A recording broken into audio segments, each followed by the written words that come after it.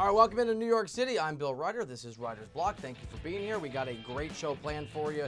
We're going to give you some insight on the latest bold trade the Sixers have made to try to make a run this year. Reed Forgrave, my colleague from CBS Sports HQ, will swing by to talk a little NBA and a deep dive on the downside of maybe the best athlete, at least player on the face of the earth. Starts right now.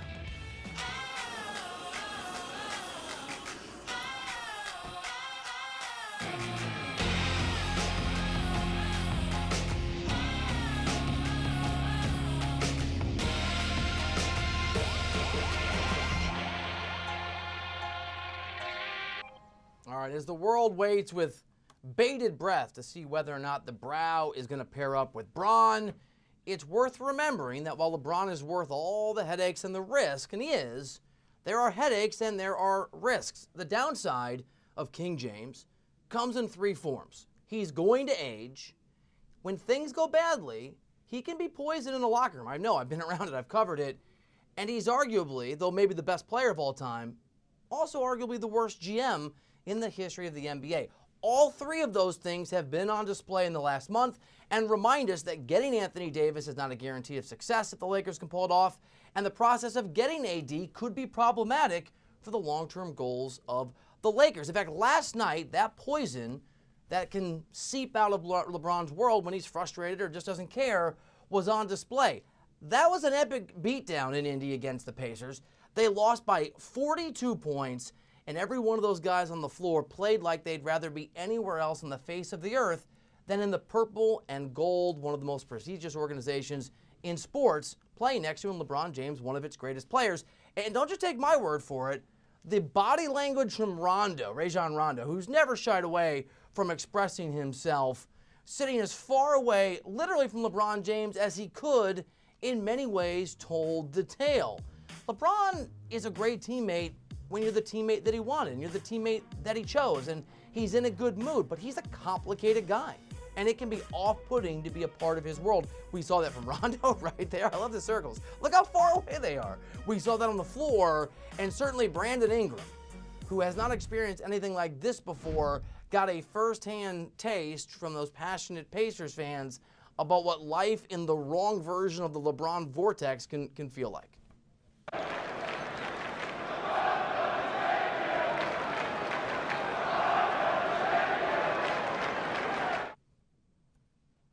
And they're not wrong, by the way. LeBron is trying to trade Ingram. We'll get to that in a second. LeBron's always been a catalyst for everything around him. That absolutely includes greatness, making people millionaires or multimillionaires on a level they would not have been, putting rings on the fingers of players that would never have come close. But he can also be a catalyst for the awful stuff. Is he to blame for the whole LeVar Ball, Lonzo Ball silliness? No. But LeBron's the guy that exponentially impacts people around him in ways good and ways bad. And like a superhero, sometimes he can't control or doesn't care to control that power. So while I'm not entirely blaming him for the latest LeVar Ball silliness, the fact that LeVar Ball is out there talking about how he's going to speak into existence something is a reminder that when LeBron's in the mix, things get intense in good ways and bad. And by the way, LeVar, just quick side note, if it were possible to speak something into existence, most of American sports fans would have spoken your silence. You'd be living in Siberia now were that possible. So it just turns out that it's not. And that's just sort of the cultural difficulties that come with being around LeBron James. They don't pull this trade off for AD. These guys aren't going to forget the way that Rondo felt, the way that Ingram felt like he's going to be cast aside, the way guys have gone after Luke Walton. The ugliness in the locker room is a part of the reality when LeBron's in your world. LeBron doesn't always handle that very well. There's also the fact that LeBron James is going to be, at some point in his life, an old man. He's, 34 years old. He missed 17 straight games. That is a new normal, possibly, for LeBron James. He's a freak of nature. He's an amazing specimen. His durability has always been an incredible part of his greatness. But like any level of athletic greatness, it's not going to last forever. And it's not a particularly impressive Lakers team, clearly, when he's not there. And the last part, I think, maybe is the most important. LeBron is, and I grew up a child of Jordan, even though I covered LeBron. I want Jordan to be the best player of all time. It's probably going to be LeBron James. If he stays healthy, becomes the all-time leading scorer, he's certainly in the top two for me. but he's also one of the worst GMs we've ever seen. And I like David Griffin, the former GM in Cleveland, and Kobe Altman's a good guy, young GM last year. LeBron pulled those strings. I don't have to speculate. I've talked to people at length in that organization, and the GM that was LeBron James in Cleveland was a joke. Let me just read you some of these deals that happened under LeBron's watch. 2 firsts for Timothy Mozgov. Woof. Love for Wiggins, which I'm telling you was a mistake. I know they got one, but think what Wiggins could have been if he'd been able to play with LeBron and not have to be an offensive weapon. Could have grown into a nice defensive player. Tristan Thompson, who has the same age as LeBron, Rich Paul, LeBron's friend, 5 years, $82 million. J.R. Smith, Kyle Korver, all these veterans. Dwayne Wade. LeBron's a terrible GM. And that's evident right now in LeBron trying to pull off this perfect collusion crime. Because here's the fact. You can go out there, if you're Rich Paul, LeBron's buddy, LeBron's agent, AD's agent. So this is LeBron pulling the strings. And you can leak stories to the media. I used to be one of those guys people leak to. You call up Agent Wojnarowski, you call up Reed Forgrave, you call up Sam Amick, you call up whoever you want to call up, Jeff Zilgett at USA Today Sports, whatever, and you say sources close to AD say that he wants out. The fact that Rich Paul went out there and put his name on it in violation of NBA rules and standards is an insult to the Pelicans. And it's turned upside down a process that they wouldn't have liked in New Orleans, but they probably would have played ball with. That's part of the reason this deal may not happen. So LeBron, as bad as a GM as he is, probably offering too much for AD, frankly, may not even get the guy because they mishandled it. These are the downsides of LeBron James, and they're real. It's a real, in fact, ask, and there's the trade. You see the guys that are in the mix. Basically last year's Lakers team. I wouldn't do that deal if I was the Pelicans. This is and can be a toxic reality when you're around LeBron. Kyrie Irving wanted out. Chris Bosh, who's a great guy, nearly broke him emotionally. Eric Spoelstra and Pat Riley couldn't stand their superstar for large chunks of his time in Miami. And I'm not a LeBron hater. I think he's amazing. But just look at Luke Walton's face and listen to his words, the pain you can see he's trying to suppress with every ounce of zen he can command when he talks about how these trade rumors, i.e. LeBron's power, has affected his basketball team. It affects everyone differently, so there's just no way to answer that question. I've seen and been part of teams where people can't play because of it, and I've been on teams where nobody cares, and you go out and do your job anyway. So there's not a specific answer to that. It's just, it's different for everybody. I don't want to call out the camera guy, but it's sort of a fail on us because what you can't see is there's a sign beneath Walton, LeBron James hostage, please send help. That's the reality. That's what's going on. Not to play the Steph Curry card, but I'm going to. One of the things about Steph that's always been amazing is the culture he's created that makes people around him better.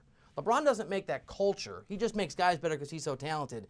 There are downsides to LeBron. Is he worth it? Yes. Is he worth the risk? He is. Would any one of you, whatever team you root for, take him in a heartbeat? You would.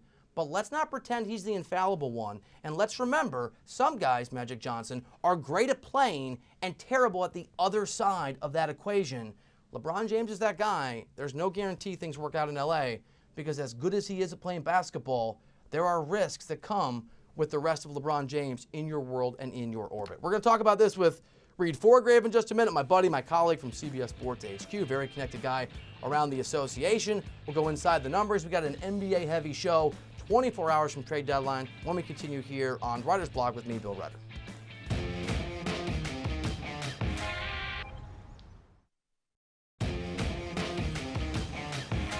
All right, welcome back into New York City and Writer's Block. Thanks for being here on CBS Sports HQ, your home for streaming sports. Joined now from beautiful Minneapolis, Minnesota, NBA insider extraordinaire here at CBS Sports, Reed Forgrave. What's up, buddy? Thanks for being here. My man. How you doing, Sweet Willie? I like that. Oh, I got a Sweet Willie and I got a finger point. Let me point you back toward our A block, the start of the show. Just talked about LeBron. And for all the greatness, the guy can present some challenges, and I'd argue they're worthwhile, but he's a terrible GM who exerts power like a front office guy. He's getting older, and when things go badly around LeBron, they can get pretty toxic. So I want to ask you this as we wait to see where and if AD is going to be moved before the deadline. What is the over-under number? How many championships do you think LeBron James does or does not win, Reed Forgrave, as a member of the Los Angeles Lakers in the years ahead? I'm going to set the over-under at 1, and I think I'd probably take the under because it just doesn't seem like this Anthony Davis move is going to happen in the next 24 hours. If it doesn't happen in the next 24 hours, then I would assume Anthony Davis gets moved to a place other than the Lakers this coming offseason. probably the Celtics. And then at that point, LeBron James is 35, 36 years old, if and when Anthony Davis comes there in 2020 free agency. So Golden State Warriors certainly not getting any younger, but that team's not getting any worse. They look awesome, assuming KD stays next year, which obviously lots of questions there, but they got to be the odds-on favorite against the field to win. Denver Nuggets rising in the West, lots of great teams rising in the East. It would not surprise me in the least if that last title that he had with the Cleveland Cavaliers ended up being his last. All right, Reed, so I'm on the side of this thing that I don't think the Pelicans should rush into a deal with the Lakers. And I'll just offer up this factoid, and then I want your perspective.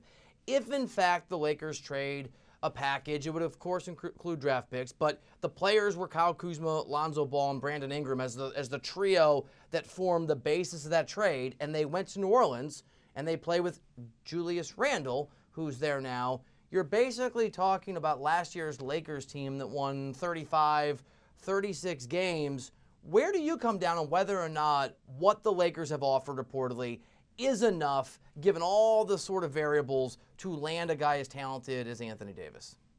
Look, they are offering a lot. They're offering basically everything that they can, plus draft picks. I'm not sure if it's enough. I had a source say earlier today that you're landing a top 3 player in this deal, but you're shipping out guys who likely are not top 30 players. The Pelicans, what they want is an all-star, if not an all-NBA player. I don't think any of those 3 that we just mentioned are that. Look, I'm higher on Lonzo Ball than just about everyone. I am probably past due to get off that Lonzo Ball wagon. I still think he has a lot of potential. This past offseason, we spent a lot of time talking about Brandon Ingram and the jump that he made this past season. So this trade would have looked a lot better, say, in July or August of 2018 than it does right now in February of 2019. Ultimately, what the Pelicans are getting is quantity, and ironically, that's kind of what they lack right now. This team lacks depth, but losing Anthony Davis, and you got a team that starts with Drew Holiday and just becomes a bunch of pieces, I don't think that's what you want in order to succeed in a place like New Orleans. All right, Reed, so my next question, just full disclosure, the asterisk here on the conversation, this part of it, I am a huge Sam Hinkie fan. I think that the process should have been allowed to play itself out. I know we're in incarnation, GM2, since the process and its founder went away, but I hate the moves that Elton Brand has made. I think had he waited, some of the packages that brought Jimmy Butler and Tobias Harris, you could easily get AD and have some of those parts. We are where we are. Do you think the trade with the Clippers last night makes this Sixers team what they probably need to be for that to be worthwhile, and that is the favorite in the Eastern Conference starting today? I mean, the honest answer is I don't know, because I'm not sure how these pieces are going to fit on the court. Adding a guy in Tobias Harris, who's a 21 point per game player, fairly low usage considering how much he does score. But adding that to guys like Ben Simmons, Joel Embiid, Jimmy Butler, guys who always need the ball in their hands, it does seem like maybe the recipe for disaster.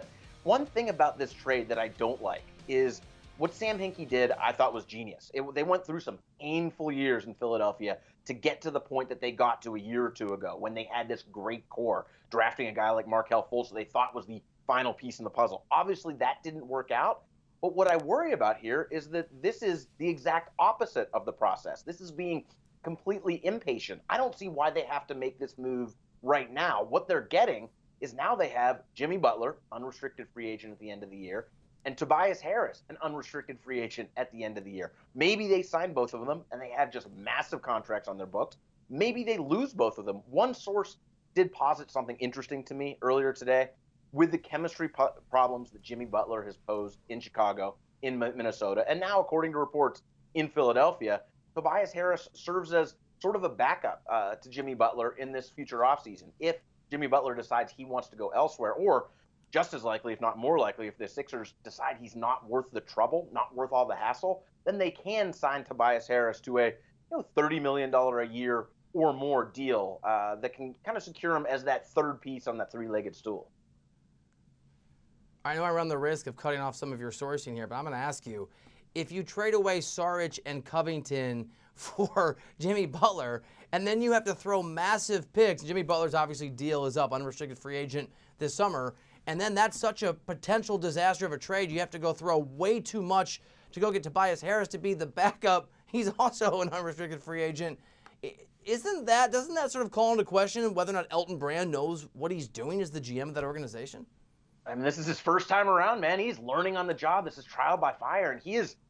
I mean, look, I think the lack of patience is a problem. Maybe it all works out. I mean, on paper, the Sixers have the best starting five in the Eastern Conference. I think that is hands down true. Will they gel? I don't know. Do they have the depth, and can they add the depth in the buyout market? I don't know. But as far as on paper, this team looks great as far as the starting five goes. But I would have much preferred patience. I would have much preferred, frankly, keeping someone like Robert Covington. If you look at what the Philadelphia 76ers need right now, a little bit of defense, a little bit of three-point shooting, man, if only they could trade for Robert Covington. Yeah, trial by fire happened. You're not supposed to burn down the process in the process. Reed Forgate, this was interesting to me.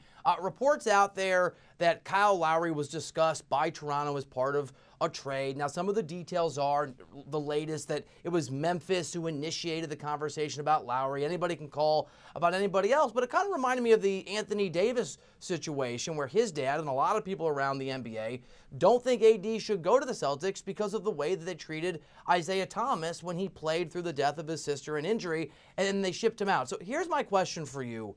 What is the line that GM should run and just feigning loyalty to players so that when the time comes, they don't find themselves in a position, whether you're Masai Ujiri, whether you're Danny Ainge, having big-time stars not trust you and not sure they want to be part of your organization? Look, you saw LeBron talk about this yesterday. Authentic or not, he was talking about this being a business. And sometimes, especially when you're a young player, this is the unfortunate side of the business. I do think when you look at, say, the Memphis Grizzlies, there is this authentic connection that Marc Gasol and that Mike Conley have with Memphis. It's different than just about anywhere, any relationship between a player and their city that you see just about anywhere in the NBA. But I think it's a good point, Bill. Like, when you talk about the idea of loyalty, loyalty should cut both ways. And when it does cut the wrong way, it can really breed bad feelings. I do think what Anthony Davis's father said was maybe a little bit overstating things. Because look, if you're a player, you're making this much money.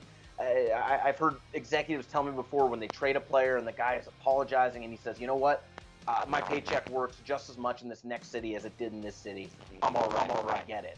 But if you're feigning that innocence, like you're mentioning, I think that you do run the risk of engendering some bad feelings going forward. All right, Reed, for those of us that are a little inclined to put down some hard-earned money sometimes on the turns of fortune in the sports world, who is going to be, AD or otherwise, the biggest name that actually does get moved in the next, whatever it is, 24 hours? Yeah, I don't think it is AD. I just had an executive text me earlier today saying he's very skeptical that the Lakers can make this move. And unless, the Clippers, flip all these newfound assets into trying for AD, I mean, the Clippers are on his short list. I don't think that happens. Maybe Masai Ujiri, he's known for taking these home run swings. I think it would be a really interesting package if he put together Pascal Siakam and OG Anunoby and some picks and just flat out went for it this year. But that seems like something that is so far-fetched. So I don't think Anthony Davis gets traded. Of course, I didn't think Tobias Harris was going to get traded. I don't think he was on anybody's radar. To me, the biggest name is going to be Marc Gasol. I would expect him to go to the Hornets. Wouldn't surprise me to see his teammate go to a place like, say, the Utah Jazz, who could really use a secondary creator next to Donovan Mitchell, or a team like the Detroit Pistons, who really want to lose in the first round of the playoffs, apparently. They just need one more point guard to do that. So I know those aren't the sexiest names. That isn't some, blow things up, holy crap, Twitter alerts are going crazy. I think those are, especially for a city like Memphis that saw a lot of success during the Conley-Gasol era, it's a very sad moment to be having to move forward from those guys. So I do think that for one city, that will be a huge, heartbreaking trade, whichever or if both of those guys get traded. All right, Reed Forgrave, the man who, got to give him credit, called Luka Doncic last year before the draft, and someone who has a name, show with the pun in his name of the show, right? I don't know. Might have mocked you. You were right. I was wrong. Great stuff, buddy. Thanks for the NBA insight. We'll be doing this a lot going forward over the next few months. Look forward to it, man. All right, great stuff from Reed Forgrave. I'm skeptical about what the Sixers are up to. That's just me. We're going to show you what the numbers have to say about this Sixers team. We'll go inside the numbers on that really interesting group when we come back to the program. Writer's Block here on CBS Sports HQ in just a moment.